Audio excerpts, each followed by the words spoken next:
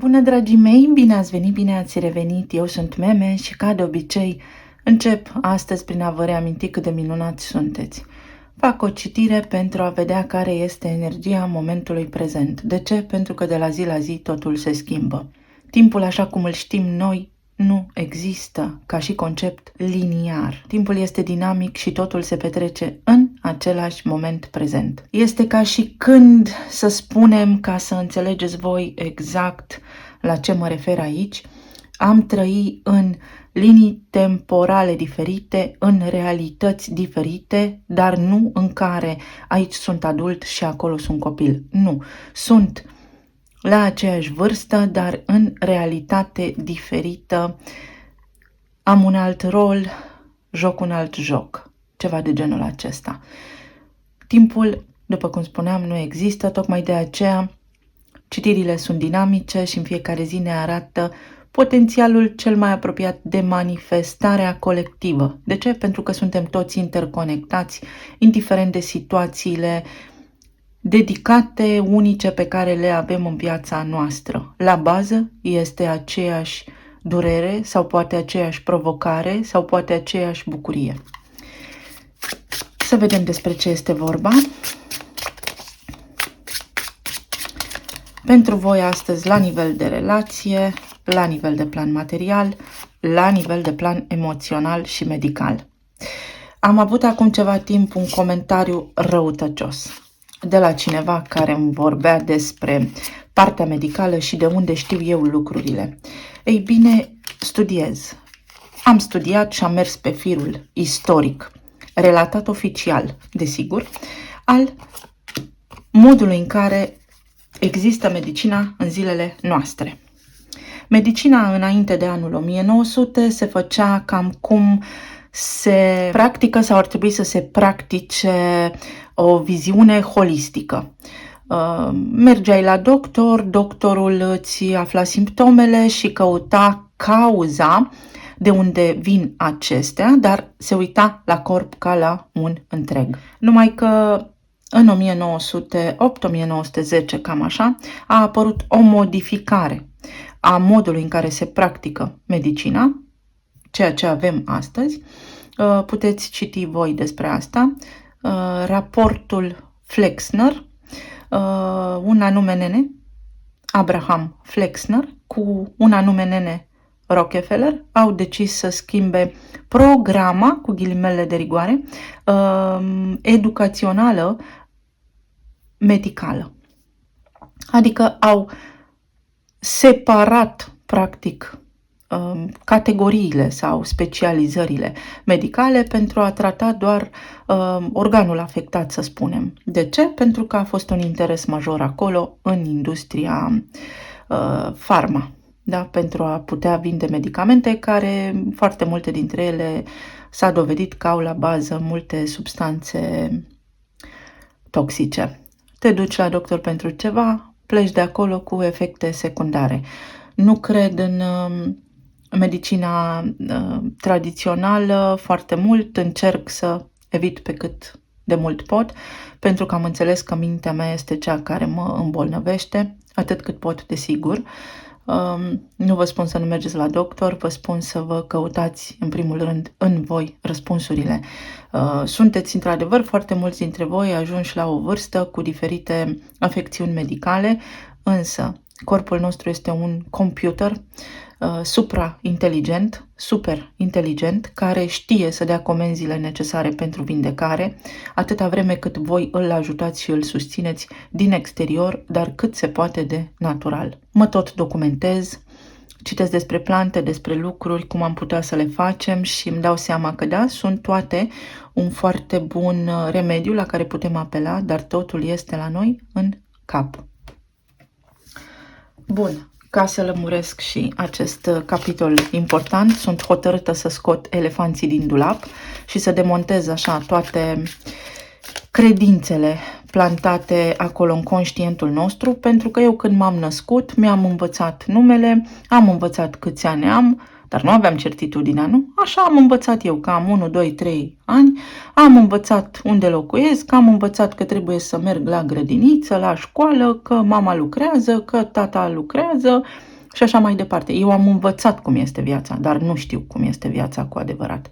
Pe noi ne învață cineva în permanență și ei la rândul lor au fost învățați. Sunt hotărâtă să demontez, după cum spuneam, toate convingerile tradiționale și sper ca fiecare dintre voi să conștientizeze măcar un pic, măcar o frântură din informația pe care o transmit aici, atât cât se poate, fără niciun fel de presiune.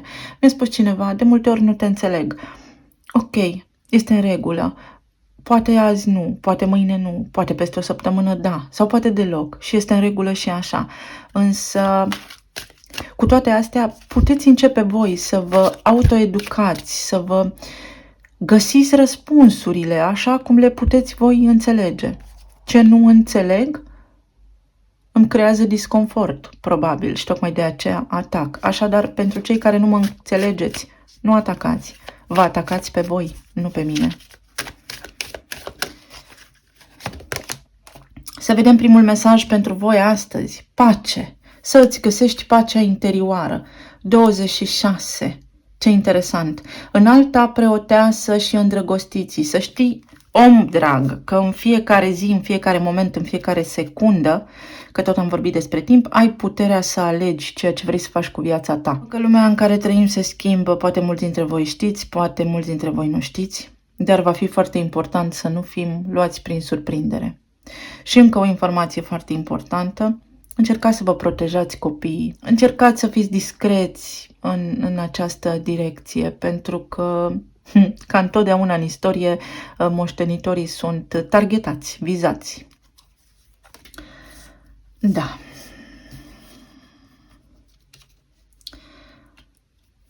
Pace, pace, pace cu familia, pace cu sufletul tău, pace cu cineva anume. Sau trebuie să-ți găsești pacea în legătură cu cineva anume. Prosperitate. Vești care vă bucură, legate de prosperitate.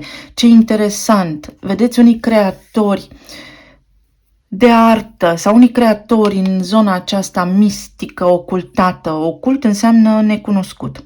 Informații ascunse. Nu înseamnă niciun juju-muju. 28 este numărul abundenței. Numărul 28 aparține averilor, imperiilor. Deci, prosperitate. Ce înseamnă prosperitate pentru voi aici în mod dedicat? Că puteți da pe afară de pace, că vă puteți găsi liniștea. Când acum, pentru că este important să ieșiți din cercurile karmice în care poate vă învârtiți. Toți avem karma, nimeni nu-i scutit. Să vă treziți puțin din visare și să înțelegeți că aveți două mâini, două picioare, capul pe umeri, aveți forța necesară să faceți lucruri, să vă susțineți familiile. Încă o informație foarte importantă, viitorul se va baza foarte mult pe ideea de comunitate. Dacă nu ne deschidem sufletul la nivel de comunitate și față de aproape, nu vom izbuti. Singur nimeni nu poate. 1 este intenția, 2 este parteneriatul. N-ai cum să răzbești singur, de aia mă aflu pe YouTube, pentru a putea transmite oamenilor ceea ce, prin experiența mea, a ajuns să se dovedească a fi real și adevărat. Primiți niște bani, rezolvați niște chestiuni financiare care v-au necăjit în ultima perioadă, v-au cauzat stres. Avem încrederea. Am mai vorbit despre încredere. Vedeți cum încrederea activează ADN-ul? Am spus într-o citire anterioară, în ADN-ul nostru există genă de nemuritor. Da, pentru că așa am fost creați să fim. Așa am venit noi aici pe pământ în primă fază și din nou vedeți aici ideea de timp.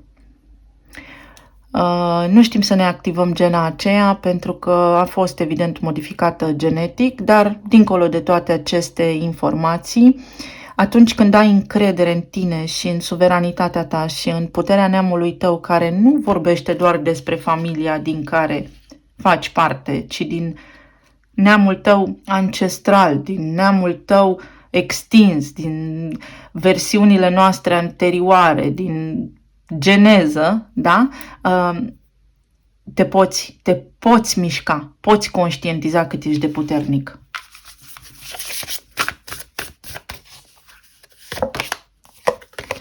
Vă rog să ascultați ce spun, nu doar să auziți. Sunteți mai puternici decât ați fost învățați că sunteți. Capul sus și creați-vă comunitatea, găsiți-vă familia de suflet. Nu avem nevoie de averi. Banii sunt energie din noi. Nu suntem construiți să acumulăm. Suntem construiți să experimentăm. Totul este un flux care curge. Atunci când acumulezi foarte mult și ai foarte mare averea, să spunem, cumva trebuie să și dai. Și din experiența mea până acum, oamenii care au averi foarte mari nu prea dau, iar alții au mai fost învățați de astrologi sau consultanți că ar trebui să dea și au acte de caritate. Și cu toate astea, tot au o reținere. Tocmai de aceea se îmbolnăvesc sau se năpustesc asupra familiilor lor diferite necazuri, pentru că energia banilor nu este făcută să stea, ci să circule. Tot timpul, dacă avem un portofel, ceea ce avem noi nevoie, să ne cumpărăm mâncare, să achităm, să facem și așa mai departe, este de ajuns. Viața nu este făcută să coste, totul este la dispoziția noastră gratis. A decis cineva că e bine așa. Destin. Destinul nostru este cumva scris aici în Matrix, dar nescris la nivel de creație originală și în fiecare zi aveți ocazia să vi-l rescrieți voi atunci când înțelegeți că aveți puterea. Luna nouă din 14 din Fecioară este o lună nouă care va aduce foarte multe informații în planul nostru de conștiință. Va arăta multora dintre voi adevărul despre soare, despre viață. Soarele înseamnă viață și vitalitate, despre ce înseamnă viața cu adevărat și către ce se îndreaptă ea. Se pregătește planeta Pluto, care am spus că este programul morții, să își reia mersul direct învărsător. De fiecare dată când o planetă schimbă semnul, creează și în noi schimbări majore, creează turbulențe, să le spun așa, ca să înțelegeți despre ce vorbesc exact. Pluto învărsător va fi, poate pe de o parte, o nouă lume dominată pentru că se supune, sau poate pe de altă parte o nouă lume liberă. Și aici fiecare dintre noi va contribui. Energia feminină este distorsionată și avem numărul 9, iubirea sau empatia, energia feminină. Da, energia feminină este în permanență atacată, nu de bărbații din viața noastră, ci vorbim aici despre conceptul de energie feminină. Vorbim despre 1 și despre 0 din sistemul binar, vorbim despre energia feminină primordială, despre Lilith, nu despre Eva. Pentru că Lilith este energia feminină primordială și nu Eva. Eva este energie feminină în Matrix modificată, adică așa cum suntem noi astăzi în zilele noastre și modalitatea prin care 1 nu îl vede pe 0 în matematică, adică divinul masculin nu vede divinul feminin. Este o eroare, respectiv un virus. Ce înseamnă virusul? Virusul este un virus matematic. Este o eroare matematică. Virusii nu există. Există bacteriile și există microbii. Știți când a fost perioada aceea, acum 2 ani? Acolo a fost un vid, un vacuum în conștiință, adică în programul de decriptare a realității, de decodificare cu acuratețe a realității în care trăim, a fost inserat un virus, un broiaj. Pentru voi dedicat aici, divinul feminin are nevoie de liniște. Fie că sunteți bărbați, fie că sunteți femei, la nivel de iubire, trebuie să vă găsiți liniștea și să aveți încredere în faptul că nici nu v-ați născut degeaba și că puteți avea parte de iubire, așa cum o vreți voi în căsuțele voastre, în această viață zi de zi. Prosperitatea înseamnă că se poate schimba aici linia temporală pe care sunteți în bine, dar trebuie să aveți încredere în voi și în puterea voastră interioară. La nivel de relații, avem 9 de spade, 9 de bâte, 8 de bâte și diavolul. Vedeți exact ce spuneam. Foarte multă agitație aici pentru mulți dintre voi, de la bani, de la orgoliu, de la trecut, istorie. Mulți dintre voi aveți aici o istorie cu cineva peste care nu ați trecut. Este energie toxică. De ce se spune toxică? Nu este toxică la propriu, ci este o energie joasă, frecvențe joase, certuri, discuții, conștiință joasă. Gândiți-vă că, spre exemplu, animalele noastre au conștiință joasă pentru că nu au discernământ, sunt într-un alt plan, pe o altă frecvență. Și relațiile care ies la suprafață aici, care apar în această etalare, au avut parte de conștiință joasă, de certuri, de necazuri, de anxietate, de durere și de lumesc, de foarte mult lumesc, de codependență, de poate abordări toxice, da? Pe care este momentul să le eliminați dacă vreți să fiți fericiți. Fericirea există, iubirea adevărată există, dar nu este așa cum o vedem noi prin diavol. Diavolul este iubirea pământeană, codependentă. Vă consumă pe unii dintre voi la nivel mental gândul la cineva cu care nu v-ați încheiat afacerile, nu ați încheiat pe deplin, nu ați iertat, nu v-ați iertat, cineva se gândește la voi, aici e mâhnire, este furie pentru unii dintre voi. Hai să vedem.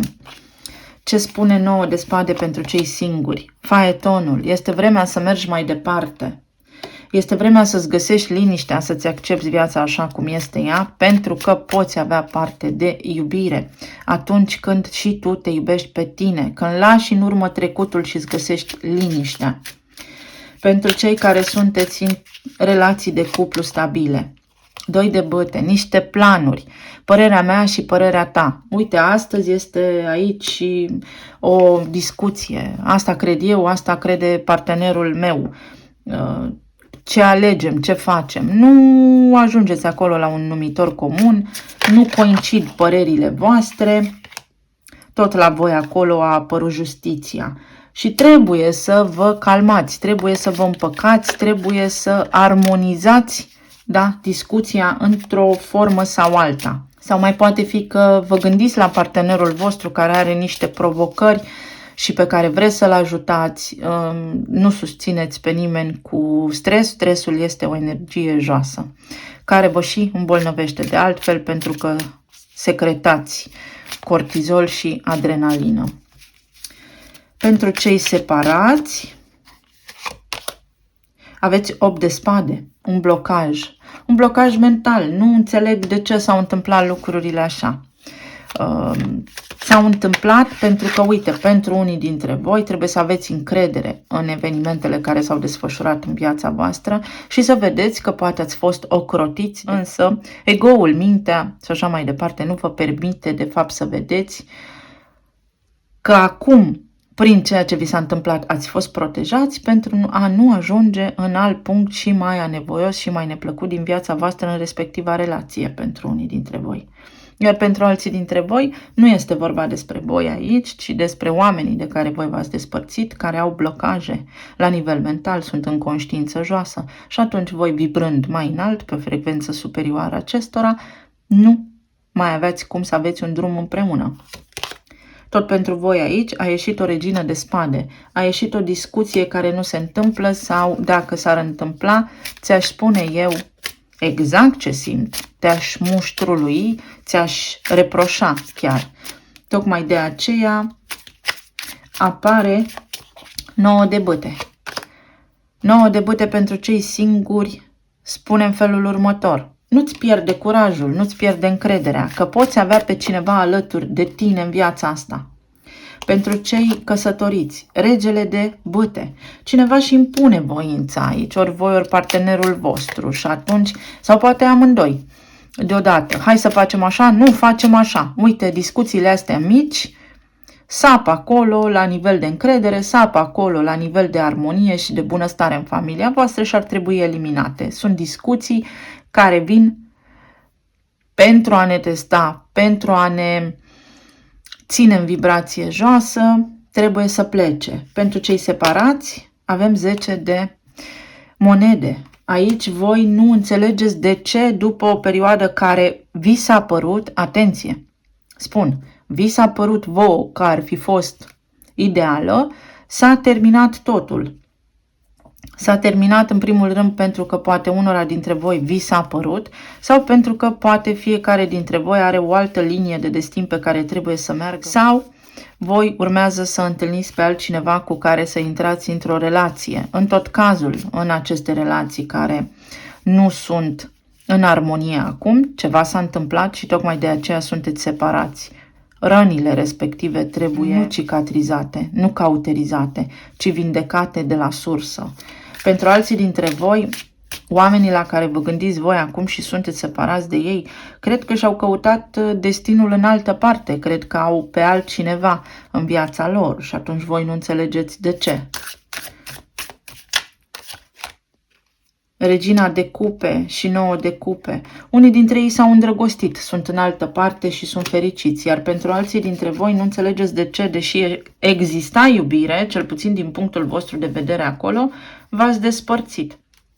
V-ați despărțit poate pentru că divinul feminin sau energia feminină din voi undeva a sacrificat prea mult, a vrut prea mult sau a vrut mai mult decât respectivul om a putut face. Nu era de ajuns ca voi să iubiți această persoană dacă acea persoană nu înțelegea ce este iubirea în limbajul vostru comun. Pentru cei singuri, aveți asul de monede. O întâlnire cu cineva, potențialul să vă vedeți cu cineva, un început care să vă aducă bucurie. Pentru cei într-o relație stabilă. Aveți 5 de monede, aici provocările voastre sunt de la bani, poate, sau sunt de la lucrurile mărunte casnice. Ochii mari că nu merită investită energia în treburi de genul acesta. Iar pentru cei care sunteți separați, avem un 3 de monede. Voi vreți aici o încheiere, unii dintre voi, și vreți aici alții dintre voi ca omul respectiv să revină. Doar că vedeți, voi nu sunteți aliniați, sunteți doar voi aici. Doar voi vreți. În acest moment sau astăzi, când vorbim. 5 de bâte. Un conflict. Aici pentru mulți dintre voi au intervenit terțe persoane. A intervenit orgoliu și a fost și foarte multă gelozie. Ce am văzut aici? Faetonul și asul de bâte. A fost multă gelozie aici. Deci în relațiile pentru care voi acum poate aveți această durere și această apăsare, a fost multă gelozie. A fost multă pasiune, multe dintre aceste relații au avut la bază atracție fizică, hormoni, sexualitate, pasiune magnetică, cum vreți să-i spuneți, și nu emoțiile. Deci undeva unul iubea, iar altul era într-o conștiință netrezită sau într-o vibrație mai joasă și a fost o relație bazată mai mult pe rutină, obișnuință și multă sexualitate, atracție fizică și cam atât. Aici faetonul spune că veți avea niște rezultate, că veți găsi răspunsurile de care voi aveți nevoie, iar pentru alții dintre voi spune că, uite, avem șarpele, spune că persoanele la care vă gândiți voi acum au o apăsare la nivel sufletesc și conștientizează așa într-un moment de liniște că totuși voi sunteți direcția, destinul lor. Aici mai este o chestiune bazată pe încredere, care a fost șubrezită anterior de acțiuni. Ce avem aici? Șarpele, care spune competiție, inamic, să am grijă la cea de-a treia persoană, deci exact cum am spus, a fost foarte multă gelozie, posibil să fi fost și ceva trădare aici, dar toate acestea se pot rezolva sau poate sunteți separați dacă v-a trădat, nici nu mai merită menționați. Nu merită pentru cineva așa să mai sperați. Sau poate știți voi mai bine, relații karmice.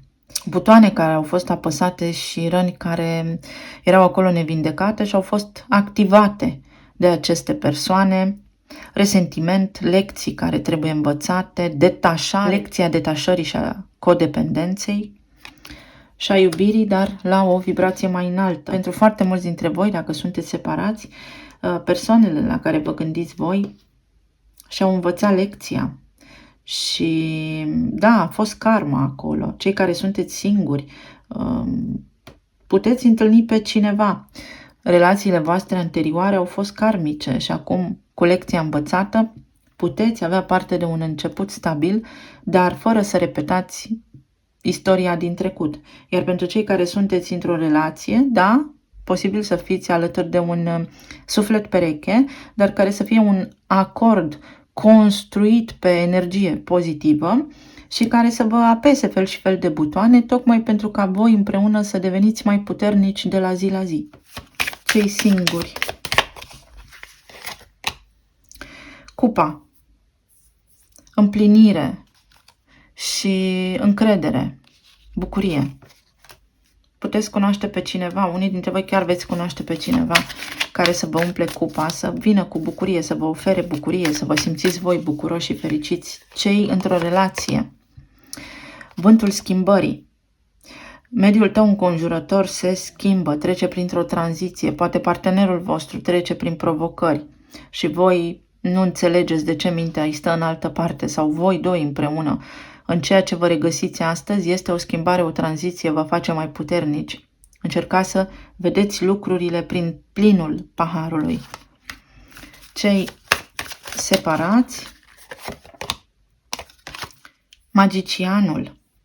Folosește-ți aptitudinile să îi ajuți pe ceilalți.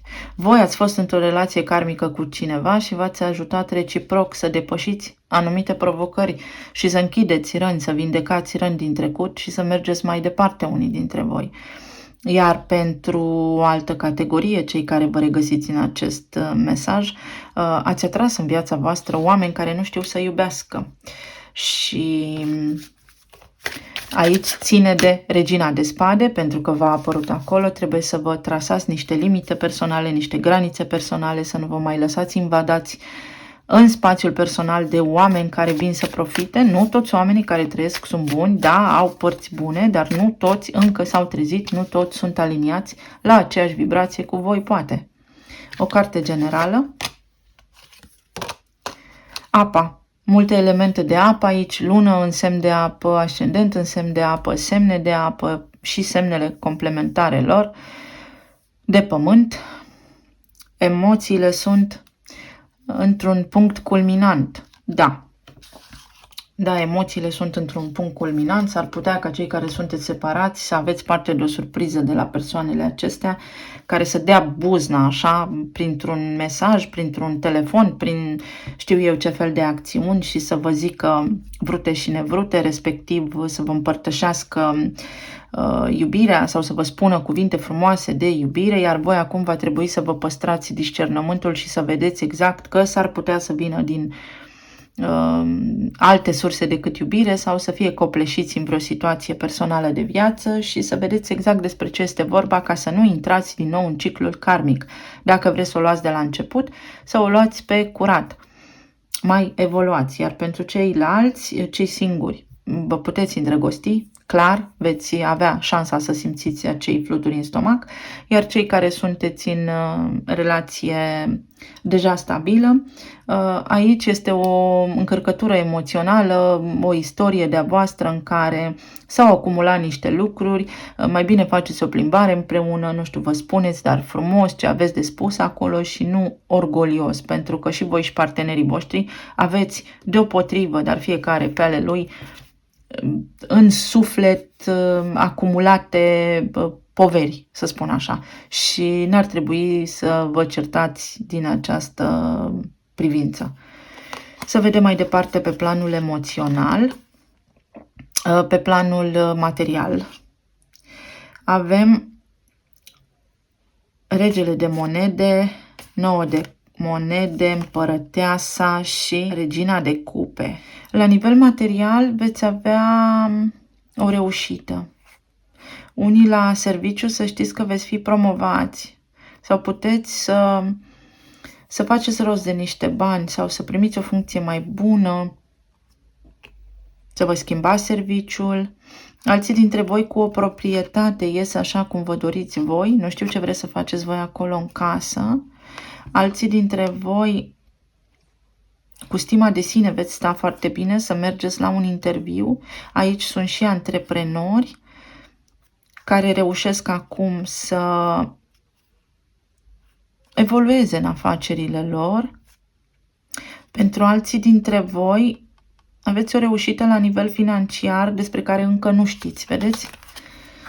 Prosperitate. Este o zi, o săptămână, o lună, cum vreți voi să îi spuneți, în care aveți acces, energia banilor va curge foarte fluid în viața voastră și vă veți întâlni cu oameni de afaceri sau oameni care să vă ajute sau să vă împlinească acolo dorințele. Venus va duce aici prosperitate și abundență multora dintre voi, sau soțul vostru, soția voastră, partenerul vostru va avea un câștig aici care vă bucură. Vin niște bani prin partenerii voștri, prin resursele împărtășite pentru mulți dintre voi. Ce spune împărăteasa? Ce reușită aveți aici?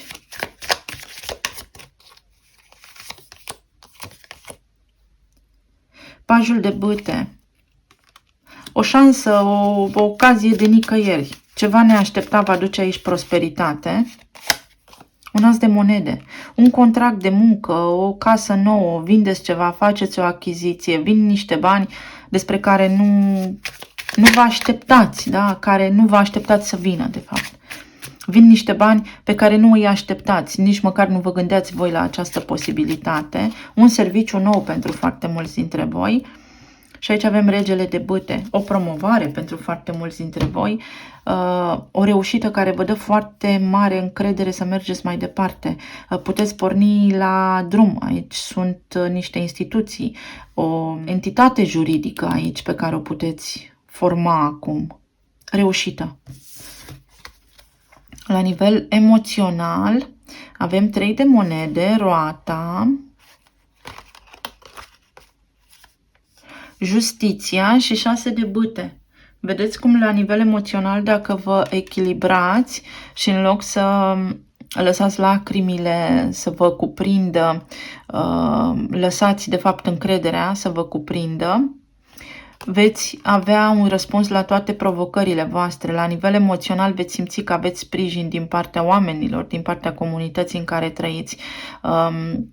Veți primi ajutor acum de la cei care vă datorează ceva sau de la cei pe care și voi ați ajutat. Aveți o recunoaștere aici, cineva vă recunoaște. Pentru alții dintre voi niște chestiuni legale acum se rezolvă și veți fi foarte bucuroși pentru că vă deblochează niște situații de viață care vă supărau anterior, vă stresau. Medical vorbind veți reuși, aveți o reușită la nivel medical, o vindecare, ceva ce așteptați de foarte mult timp să se întâmple. Pentru alții dintre voi mergeți la muzee, la expoziții, aveți o reușită în zona artistică foarte mulți, vă extindeți în străinătate. Alții dintre voi veți avea un răspuns legal în străinătate, se întâmplă ceva cu actele voastre sau nu știu, acolo aveți reușite. Vreți să vă mutați împreună cu cineva în străinătate, vreți să vă mutați la cineva, alții dintre voi puteți reveni acasă în punctul 0. Copiii voștri încep o instituție, încep niște studii, încep un serviciu și vor avea un mediu bun de lucru, un mediu bun acolo în zona de învățământ. Atât cât poate oferi învățământul astăzi. Când l-au creat, știți ce au spus?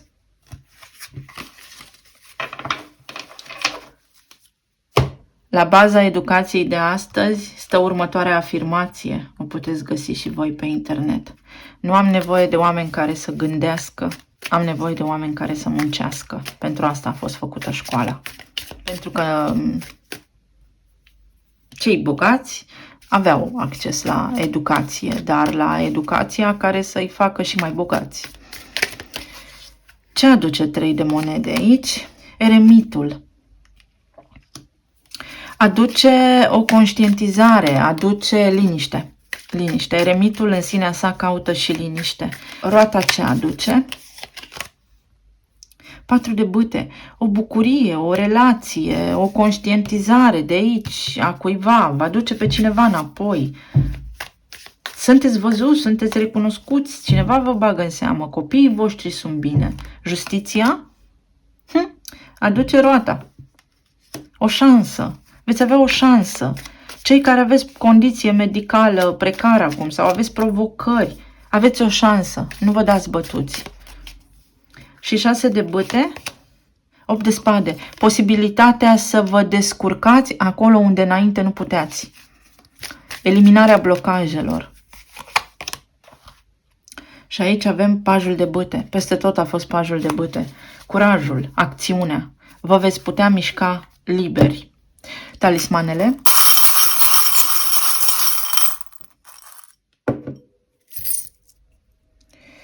O floare de lotus care spune se schimbă situația din neputință în putere. Eliminarea blocajelor, vedeți? 8 de spade. Prin încredere.